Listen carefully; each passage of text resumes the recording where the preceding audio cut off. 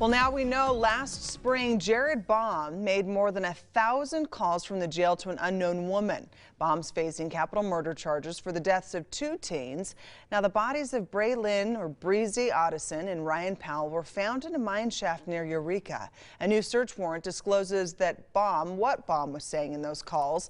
For every crime, there's a story, and the truth matters. Here's ABC4's Marcos Ortiz with tonight's Justice Files. Jerrod Baum should have been aware of a sign at the Utah County Jail that all phone calls are recorded.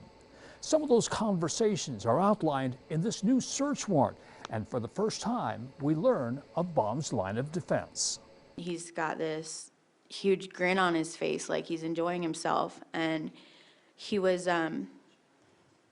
he's laughed about it. Last March, Morgan Lewis testified against her former boyfriend, Jerrod Baum. For months, Baum was the main suspect in the murders of 2 teens, but they couldn't find their bodies. It wasn't until Lewis finally confessed that the bodies of Breezy Otteson and Riley Powell were discovered in an abandoned mine near Eureka.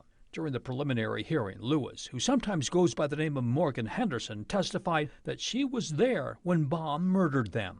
I heard Riley say, "I'm dying," and he was gurgling. And that's when I realized that he wasn't hitting Riley, he was stabbing Riley. It was the most horrible sound I've ever heard.